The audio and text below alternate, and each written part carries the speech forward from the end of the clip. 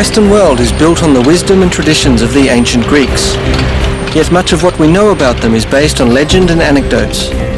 The Greeks are famous not only for their warriors, athletes and gods of mythology, but for their pantheon of philosophers. And while they didn't seek solutions for practical applications, they did tackle the big picture with a scientific approach. In asking such key questions as where do we come from and where does everything go, how do things work and why, the ancient Greeks were the first in history to look at the world around them with questioning eyes.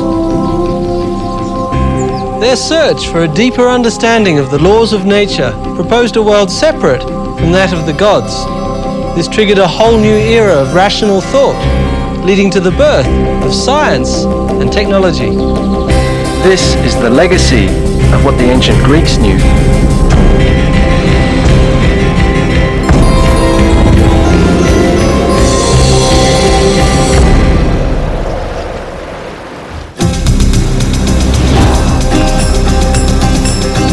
What today is the western coastline of Turkey was once the epicenter of the ancient Greek world. This region, called Anatolia, was the cradle of Western thought and the birthplace of science and technology. The fact that it happened here was no coincidence. Several factors contributed to this first scientific view of the world.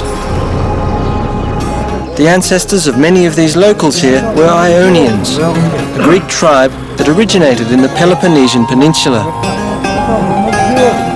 The Ionians were expelled from their homes by a marauding seafaring people. With nowhere else to go, the Ionian immigrants landed here, some 300 miles to the east, on the opposite side of the Aegean, which now belongs to modern Turkey. Not surprisingly, forced migration had taken a toll, one that would soon become their asset.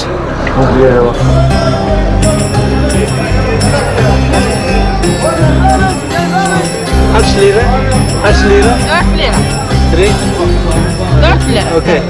One.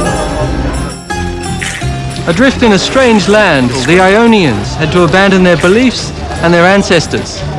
Over time, this generated a rather pragmatic, rational approach to life, because they could never be sure they wouldn't be driven out again.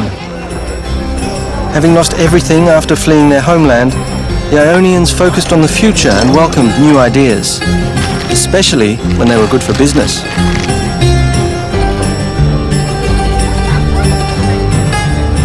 Given their location, their trade and their harbours, the Ionians were happy to take practical ideas from anyone, whether Egyptians or Babylonians, Persians or Mesopotamians. When their neighbours, the Lydians, invented coinage, the Ionians were the first to use it. And when the Phoenicians invented their alphabet, history took a new turn. Now they could record their own spoken language. So far, knowledge had been transferred orally from one generation to the next and from master to apprentice. But with the newly invented Phoenician alphabet, which the Ionians quickly adopted, they had acquired a tool for consistent record keeping and data collection. Information became more widely available, and another factor contributed to the birth of this new era.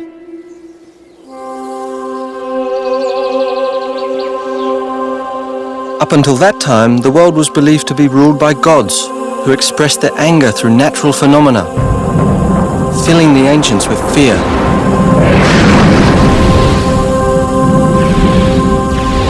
But soon the Ionians shed their fears and dared the gods. These are the remains of a city that became the springboard for some of mankind's most amazing discoveries. In the 6th century BC, this was the center of the universe. This is Milet, ancient Miletus, the birthplace of science and technology.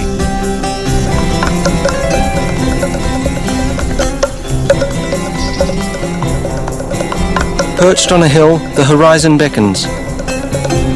No longer tied down by their past and drawn to the practical, the Ionians must have heeded the call. I'd heard about one wealthy Miletan who travelled across the Mediterranean and made his hometown world famous.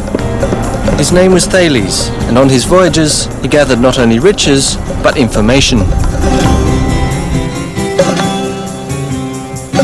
As far as we know, Thales was the first person to discover the laws of nature, which made him the first scientist and the founder of the natural sciences.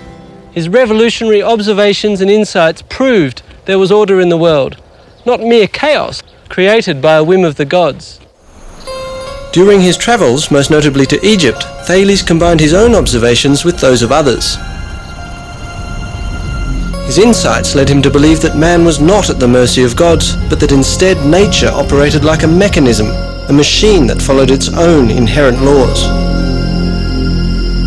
Laws make things predictable, and so Thales was eager to understand them.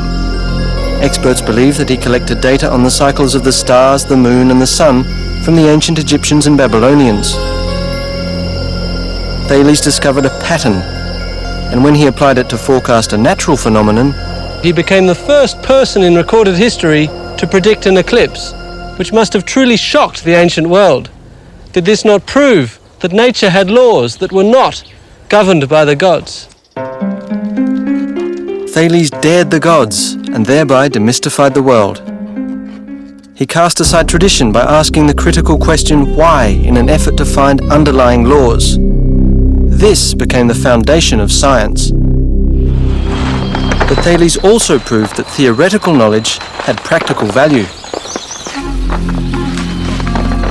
Then as now, olives and olive oil were major export products in Ionia.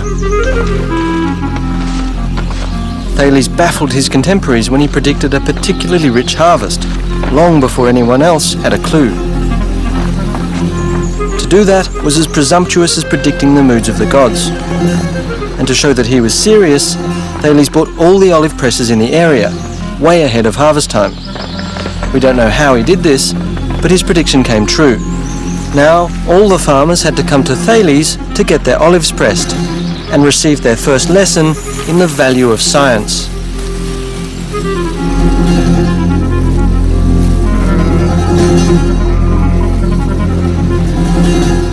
The traditional lines and angles of the rich farmlands around Miletus surrounded Thales.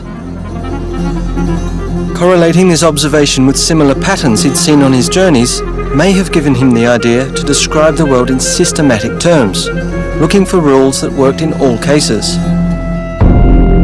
Egyptian building methods and ancient records relating to angles, triangles, and circles may have motivated Thales to formulate his own geometric theories. Thales became the father of geometry.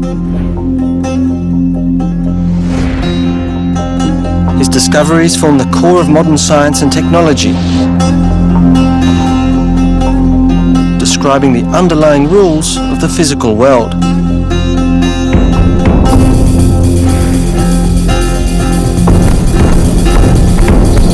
My next stop was Priene, a city just a few miles outside Miletus, where the Greeks took geometry literally to a whole new level.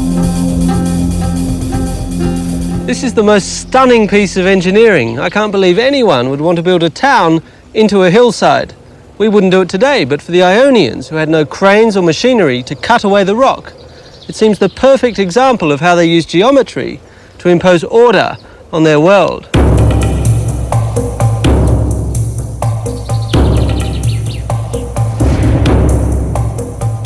In the 4th century BC, some 4,000 people are believed to have lived here.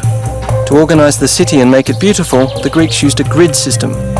No one is quite sure how they created these city blocks.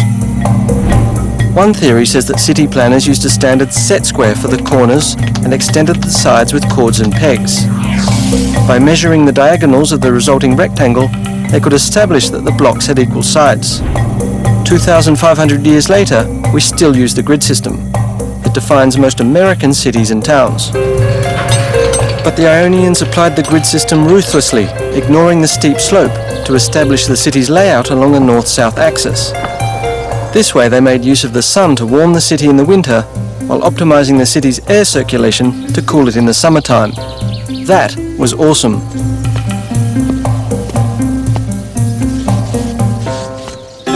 Wandering through these ancient ruins, these broken columns, I marveled at their perfection. In their search for the underlying rules of nature, the ancient Greeks discovered cosmos. Cosmos is a Greek word and a synonym for both order and beauty. What is awesome to us was cosmos to the Greeks. Much of this ancient world has been destroyed. What remains is a testament to the fundamental truths that were first formulated by Thales.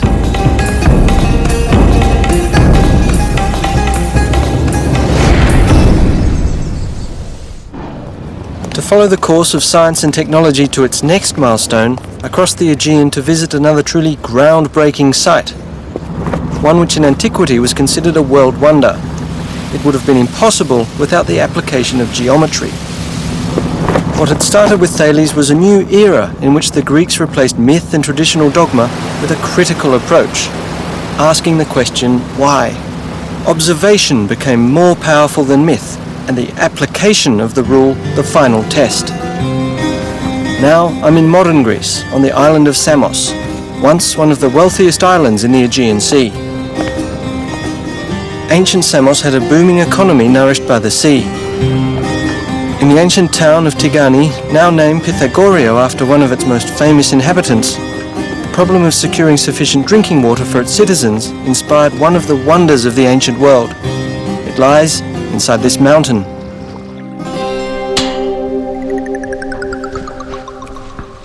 Believe it or not, they used geometry to build this tunnel.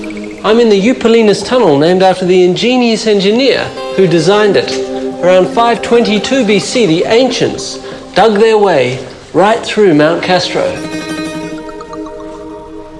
Water was brought from the Aggregate spring to the northern mouth of the tunnel. About 5.5 feet in diameter, it follows a 3,300 foot long course through solid limestone. But what's special is that it was dug from two sides. Nothing special, you may think, but it's fantastically unlikely that the two shafts would meet in the middle. A little further down there is the point where the two halves of the tunnel meet. Unfortunately, no record survives as to how Eupolinus did it. Today, most scientists agree with the theories of the famous Hero of Alexandria, who lived in the 2nd century AD. Here's how Hero said Eupolinus did it. Ancient engineers measured the distance around Mount Castro using right angles. All eastward distances minus the westward ones equaled one side of a right triangle. The sum of all north-south distances equaled the length of the second side, and the line connecting the two sides equals the proposed course of the tunnel. By sighting along smaller right triangles aligned at each entrance, Hero believed they used markers to maintain the tunnel's course. Unfortunately, the midsection of the tunnel where the two shafts meet was closed for fear of a cave-in, but I was told the precision of their measurements was astounding. It deviates by only about 3 feet vertically and 20 feet horizontally.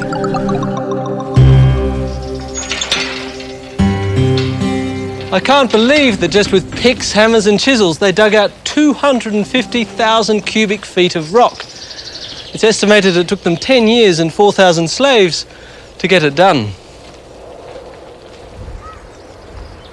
And where the water had to go was down there. From the southern mouth of the tunnel, the water then ran through an underground conduit into the ancient city of Pythagorio, the city that became known not only for its refreshing mountain water, but for its most famous son, Pythagoras. With engineering and technology in the forefront, it was here that science made a giant leap.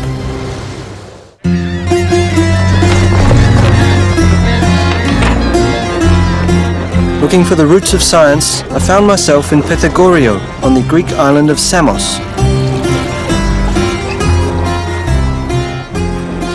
The city's namesake, Pythagoras, is familiar to everyone who's ever opened a math book, because he was a famous mathematician. As a young man, he's said to have met Thales, and like Thales, Pythagoras was an avid observer. But Pythagoras was also a musician. He played the lute, a traditional Greek instrument. Music was and is an integral part of Greek culture. Observation combined with music and math led him to an important insight. Experimenting with a single string, Pythagoras recognized an astonishing relationship. Some people credit Pythagoras as one of the most important men who ever lived. It all started with his famous monochord experiment when he opened our eyes to an astonishing phenomenon. He discovered that the sound of a plucked string correlates to its length, here's the critical bit, in a ratio that can be expressed in numbers. Pythagoras' theory was that there was a correspondence between musical intervals and the length of a string. He connected musical consonances to simple ratios. These ratios represent the different tones in music.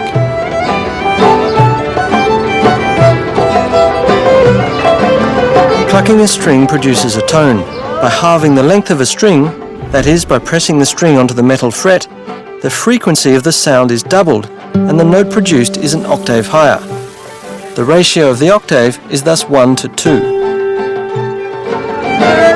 Pythagoras believed the mathematical order to music was an example of the principle of number which underlies the universe. To Pythagoras, number was a physical quantity discovered by experiment.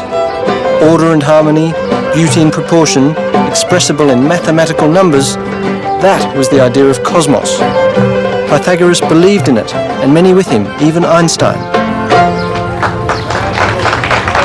The experiment with the monochord nurtured the belief among the ancient scientists that there was an underlying rule to everything. Pythagoras' thought of harmony extended beyond the cosmos. Beauty was everywhere, and he sought harmony in the underlying principles of everyday life. In his schools across Greece, Pythagoras taught seminars on harmony from within, following the theory of a healthy mind inside a healthy body. Inspired by Pythagoras, I was intrigued with the beginnings of Western medicine as a science, another area where the ancient Greeks led the way. This meant a visit to the Peloponnese, the original home of the Ionians, today an hour's flight from Samos. Asclepius, the ancient god of healing, was the focal point of a cult that swept over Greece in the 5th century BC. Most every town had an Asclepiad sanctuary dedicated to the health of its citizens. The renowned healing centre I'd come to investigate at Epidauros was the largest. It was famous for its cures. Whether you were lame, blind or suffering from kidney stones, this was the place where you'd go. Evidence indicates that sacrifices, prayers, rest, diet, clean water and fresh air were the main prescriptions. Sounds pretty good to me. Asclepian sanctuaries became the forerunners of our modern health spas. But the ancient Greeks also pioneered the healing power of the mind. The Asclepiads were popular for their psychoanalytic practices. What the shrink's couch is to us was for the Greeks a visit to Epidauros. This theatre at Epidauros was a famous place to relieve anxiety. Its size speaks to how popular the Asclepiad cult of alternative medicine was. With 15,000 seats, it was almost the size of the theatre in Athens, which at the time was the largest in ancient Greece. Going to the theatre was part of the cure. According to the ancient Greeks, living out your emotions through theatrical performance had a purging effect. The theatre was more than a place of entertainment. It was a place of catharsis.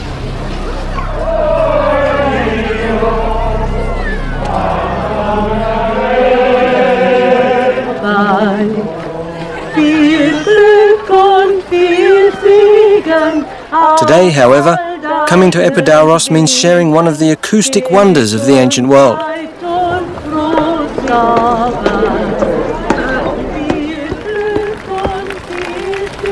I'm 74 feet above the stage, yet I could hear the sound of a pin drop or a match strike. The discovery of how sound waves travel influenced the design of the theatre. And this is how it works. Built into the slope of a hill, 55 rows of steeply banked benches are arranged in a perfect semicircle, 177 feet across. Because sound waves travel in a circular motion like ripples in water, they radiate symmetrically out from the stage. The initial waves enhance later ones as they reverberate off the stone structure. This exceptional capacity for sound reinforcement accounts for the theatre's superior acoustics. Whether exploring the human psyche or building a theatre, the ancient Greeks sought to turn the abstractions of nature into rules that could guide their lives. Diet was a major concern, at least among the upper classes. This was Hippocrates' health formula.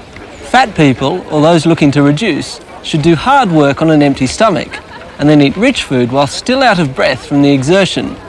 One should eat only one meal a day, shouldn't bathe, and sleep on a hard couch. And the most startling recommendation was to walk in the nude as much as possible. All those who wish to gain weight should do the opposite. It's what the ancients knew. What can I tell you? Athens echoes with the achievements of its ancient founders like no other city in Greece. Here, the ancient Athenians built their most sacred temples, lending form to their gods, creating homes for them in stone, with an astonishing sense for beauty. While we might appreciate their outward beauty, the ancient Greeks understood that beauty had an underlying formula. They knew the secret to beauty was proportion, which later generations called the golden section. Simply put, a straight line is divided into two unequal segments so that the ratio of the whole line is to the larger segment as this segment is to the smaller. This subdivision is called the golden section. The same ratio can be used to create a rectangle as well as a natural spiral when a portion of a circle is inscribed in each section of the golden rectangle. For many, the golden spiral reflects a pattern in nature. The Greeks' insights into ratios led to one of the greatest architectural achievements in the ancient world. The Parthenon was legendary even in antiquity.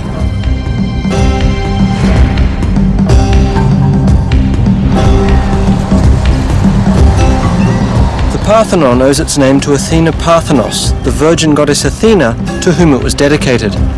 Athena was the patron goddess of Athens and also of science and technology.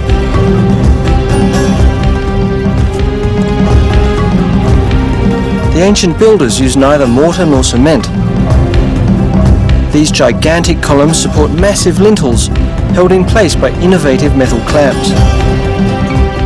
Arguably, the golden ratio makes its aesthetics so compelling that the Parthenon is a template even for modern architectural design. Although the temple is considered an icon of perfection, I'd heard that the architects and builders had tweaked their design to ensure the impression of perfection just to play it safe. From observation, the ancients knew that a column of the same width, top to bottom, appeared narrower towards the top. To make their columns appear perfectly straight, they tapered them. Using tricks like these, they made sure the temple appeared absolutely perfect. Only an expert could detect the illusion. Professor Tassos Tonoulis, chief restoration architect, agreed to let me in on some of their design secrets, such as stairs that were intentionally made thicker in the middle. They were afraid that if they had a straight line for the stilobate, it would seem sunk in the middle with all the weight at the top. That's an optical illusion you're talking about. Optical illusion, yes. Also, it seemed that they thought of each architectural part of the building to respond like a living creature. So, with all the weight of the superstructure, the column has this bulging in order to express the pressure from above. I see. In other cases, let's say, although all the superstructure, the entablature as we call it, is leaning inwards following the same diminution to the top, which gives more stability to the volume of the building. Each face of the bands, which are the ornaments of the architectural members, are leaning outwards so that the design which was painted on it could be seen better from below. Ah. Is each column the same as its neighbor? No, according to the design of the temples or these Doric buildings, the corner columns are wider, thicker than the inner ones, so that they look stronger because they are at the corners. So what you're saying is really it's not just one optical illusion, it's a whole series of optical illusions. Yes, corrections or optical illusions are everywhere, from the very bottom to the very top of the building. All the temple is curved. I mean, there is no straight line on this temple.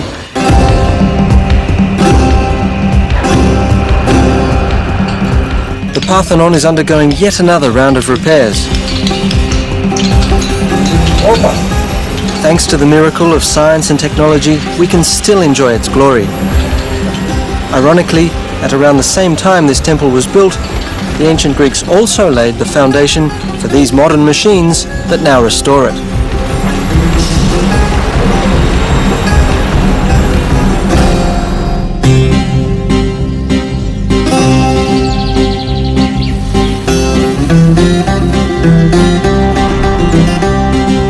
The Parthenon is one of the most magnificent structures left to us from ancient times. As I watched the restoration work at the Great Temple, it struck me how much the ancient Greeks contributed to our world. From Pythagoras' discovery 200 years earlier of the correlation between nature and numbers, the ancient Greek scientists had come a long way. Their insights led to Archimedes' discoveries of the principles of mechanics.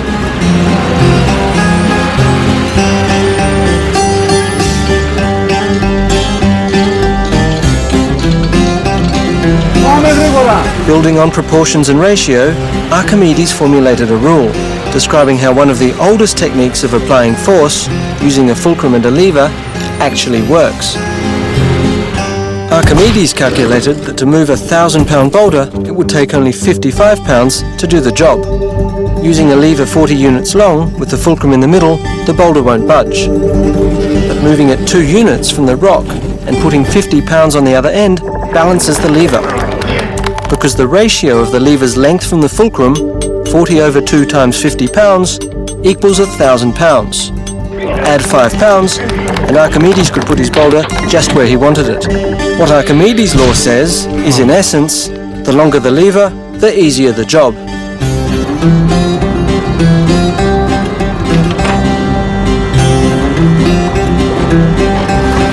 Cranes, pulleys, gears and screws all operate on the lever principle. What Archimedes described was the law of mechanics. In fact, facilities like Piraeus Harbour and others around the world that depend on machines owe an immeasurable debt to his insight. Archimedes was considered the Einstein and the Edison of the ancient world. He became legendary because he inspired the design of ever more complex machines. How exactly the ancient Greeks came to understand the principles of mechanics and physics is a mystery which modern researchers are trying to unravel to this day.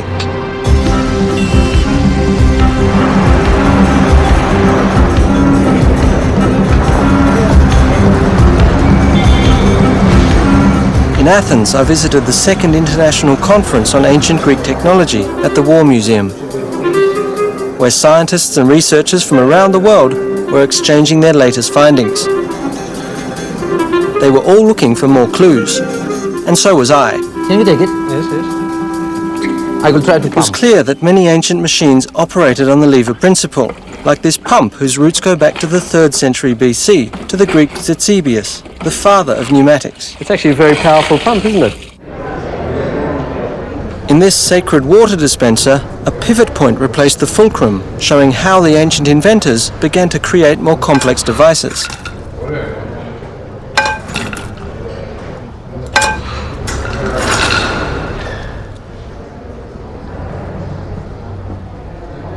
Meanwhile, Archimedes applied his mechanical principles to a practical purpose. This device is an Archimedes screw. It's a simple but ingenious machine. All it is an inclined plane here in the form of a plastic tube. As the screw is turned, the plane, the tube, carries water to the top. There it comes. The Egyptians used the Archimedes screw to lift water from the Nile to irrigate their fields. Today, many people think that Archimedes was the first who took the step from simple to more complex machines. Evidence that the Greeks had already developed complex machines began to surface only a century ago. In 1901, a shipwreck was found off the coast of Antikythera, one of the Ionian islands south of the Peloponnese. It revealed for the first time how vast the ancient scope of insights and knowledge must have been. The sculptures found in the wreck were dated back to the 1st century BC. They reflected an unparalleled level of craftsmanship and artistry. Overshadowed by the beauty of these statues, the fragments of one of the biggest scientific discoveries in ancient history remained undetected until 1976. This amorphous lump was covered with marine growth, but X-rays conducted in 1993 revealed complex gear wheels inside.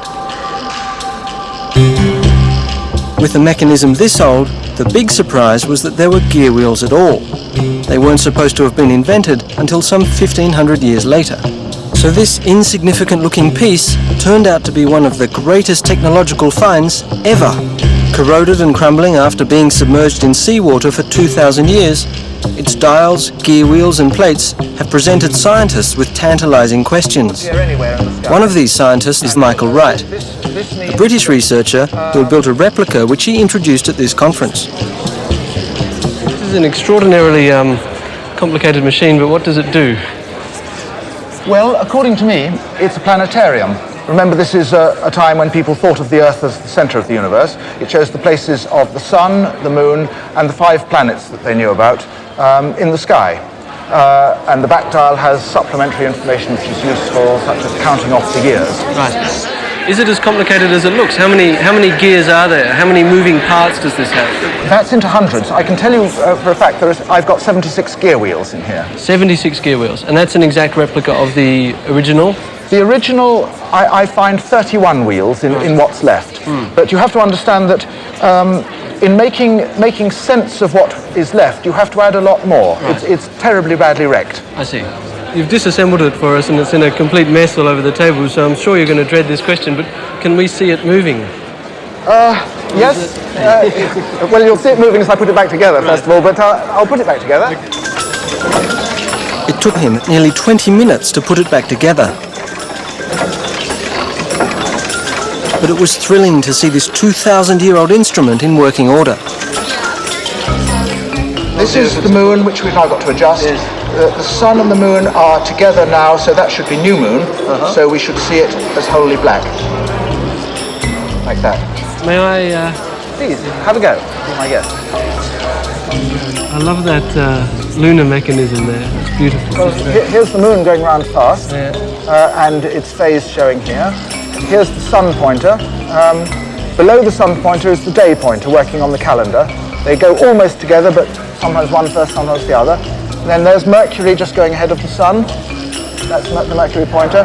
Here comes Venus under the sun pointer. There. Yeah. And over here we've got Mars, Jupiter, and Saturn all coming together. It's a very special day. And Jupiter's aligned with Mars. The inventor of the Antikythera mechanism is unknown, but others before him had already attempted to build a model of the heavens as a machine. In fact, records indicate it was again Archimedes who built the first planetarium. Unfortunately, all that remains is this 18th century etching called Rowley's Orrery, suggesting what his invention might have looked like. Compared with the knowledge and devices available at the time, Archimedes' idea was light years ahead. Finding practical solutions was one thing, but asking daring questions was quite another. Who was going to provide the answer if the gods no longer could? It was one thing to say that Apollo pulled the sun across the horizon, and quite another to ask why ships float. In their quest to understand the environment, the ancient Greek scientists were intrigued with the question of why some objects float and others sink. If you put a rock in water, it sinks. It will also, in a confined space like this one, tip water out over the edge. What is happening is that the rock is pushing aside its own volume of water. This is called water displacement. Now, if you put a piece of wood in the water, it floats. It also displaces water, but it won't sink. What is happening here? The block and a ship float for the same reason. Although modern ships are made of heavy materials like steel or concrete, they float as long as the ship, or a wooden block, weigh less than the water they displace.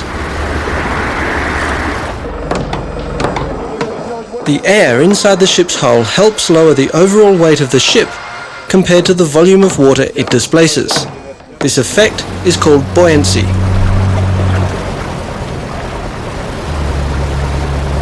When Archimedes understood the principle of water displacement, he is said to have run through the streets shouting, "Eureka!"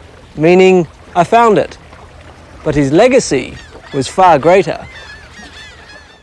While Archimedes gave us the fundamental principles from which modern technology is derived, another Greek invention was recently resurrected and tested after being lost for 1,000 years at sea.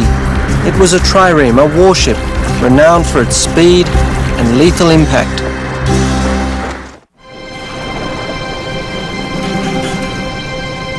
The sea has always been an integral part of Greek history and culture, because in Greece, no place is further than 100 miles from the ocean.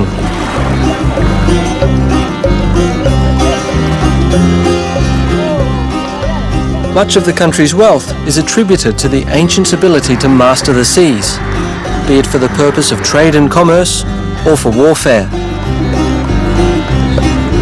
Zea Marina in Piraeus, just minutes outside Athens, speaks to this tradition. In ancient times, these yachts would have been warships, because this is where the Athenians built and moored their legendary fleet. The National Ship Museum was just around the corner. Recalling different times, the ships that were docked here spoke to Greece's long naval tradition. Along the way, I bumped into an old friend. That says Thales of Miletus. I was looking for the replica of one of their most successful warships.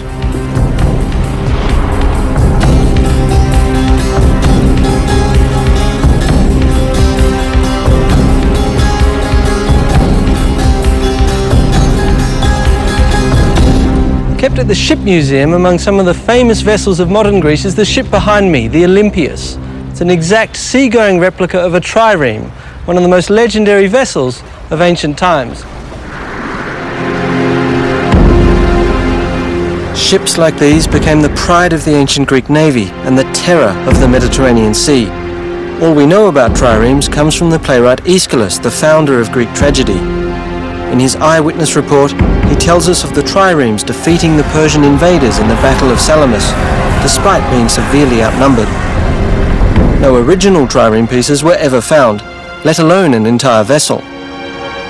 All that remained was the drama Aeschylus wrote, until archaeologists uncovered ancient trireme storage sheds. We can sit 170 rowers, oarsmen. I had made an appointment with Admiral Ioannis Koliniatis, who had spent 5 years piecing together the clues to reconstruct this legendary Greek warship. Yes. Tell me, how did you know how long the trireme should be?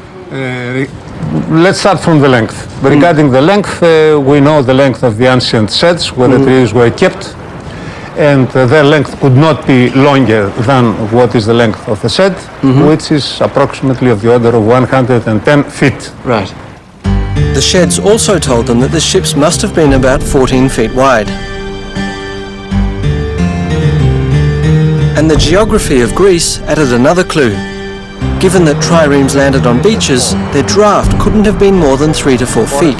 But also practical experience gained during the reconstruction process, together with ancient records, helped shape the picture of what the legendary warship must have looked like. What sort of wood did you use to make the boat? The hull is made of pine wood, and in some selected places oak, from the forests of Attica, which were full of pine trees at that period. Right. Pine wood and a shallow keel made the trireme particularly fast and agile, allowing the ancients to skim across the water, almost like a hydrofoil.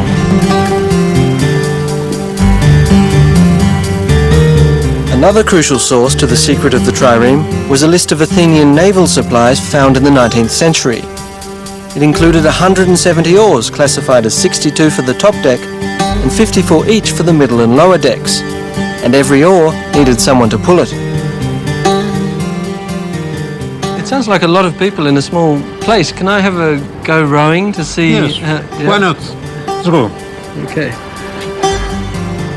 You see how difficult it is to get to position, Sure, it's and very... you can imagine how difficult it was having 170. Sure, it's very cramped, isn't it? Yes, very congested. Now you're going to take one of the top decks. Yes, the difficult one. The difficult one. As I'm a beginner, huh? I'm going to take a middle one. It's actually not so bad once you're in, is it? So you see, I have to have much more inclination to reach the water, Uh-huh. and you are more level.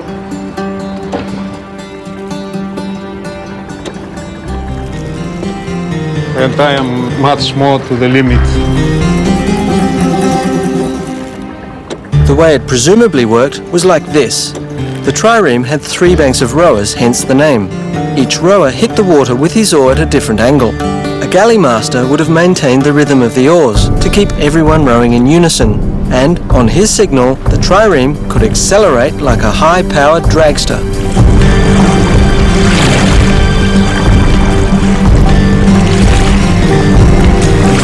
Using all these clues, the Olympias was built, and in 1988, trials were conducted to see if the replica measured up to ancient accounts. A crew of athletes and professional rowers was trained and took to the waters of the Aegean.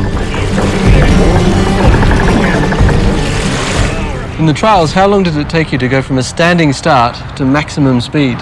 From a standing start, during the trials we did with the replica, it took 37 seconds. And what was the maximum speed that you could get when you had a fully trained crew, all oars, going full steam ahead?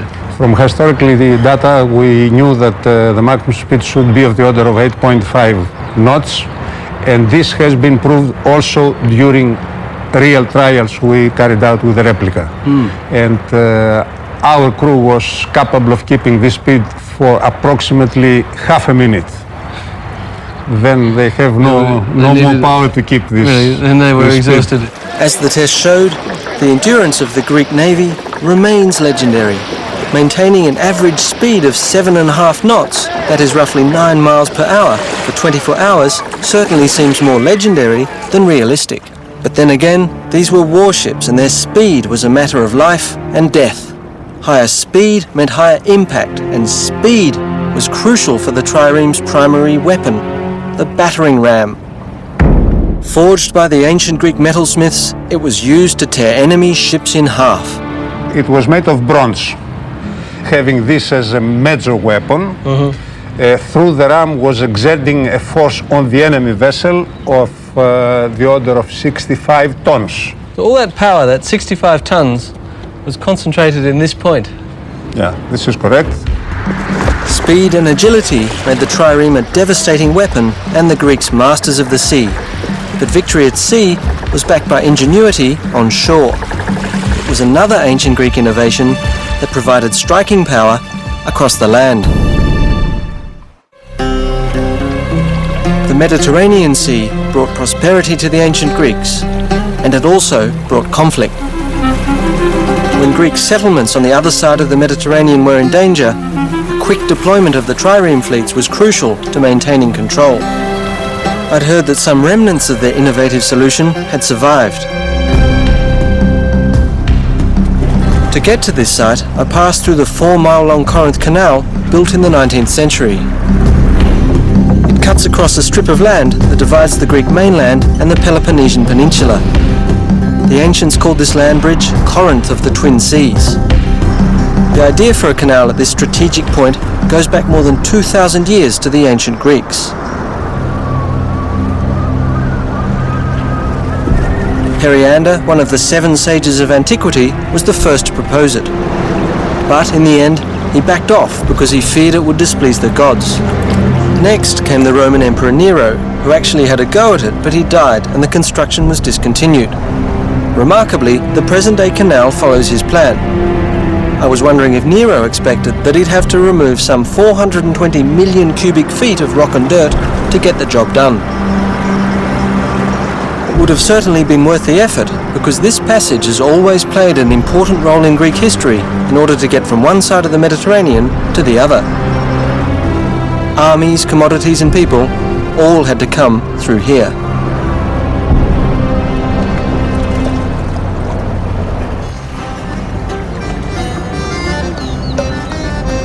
But it was way back in the 6th century BC when the tyrant of Corinth, Periander, built the Diolkos instead of a canal. Little remains, but ancient records describe it as a pair of tracks embedded in a paved road that ran parallel to the modern canal. If you'd been here 2,500 years ago, you might have seen 170 oarsmen, each carrying his oar, marching across the isthmus. Meanwhile, their trireme had been hauled up onto the land and was being dragged along this track. The Diolkos served as a shortcut. 4 miles on land, instead of the 250 miles sailing their fleets around the peninsula, became a crucial advantage in the ancients' coastal defence. Along the 2 stretches of the Diolkos that remain, I examine the deep grooves. Often called the world's first railroad, it is unclear exactly how the tracks were used. But whatever the method was, it must have worked well, because the Diolkos was in operation for an astonishing 1,300 years, carrying merchant vessels and warships for the greater glory of Greece. For almost as long, another ancient invention helped bridge a giant gap, and while it wasn't a geographic triumph, it catered to the ancients' spiritual needs. It was believed to be the meeting point of 2 sacred eagles that marked the centre of the world. High on a cliff near Mount Parnassus, the home of the Muses, lies Delphi. Its name derived from the word Delphos, meaning womb or belly. Within the ruins of Delphi's vast temple complex, I found a replica of the omphalos, the stone that symbolized the navel of the world. But something far more ominous had drawn me here, like thousands of visitors for the past millennia. From around 750 BC, Delphi was world famous for its oracle, a place deep in the temple of Apollo where worshippers could ask the god about their future. Questions were answered by the priests, who interpreted the responses of a female vessel through whom Apollo spoke.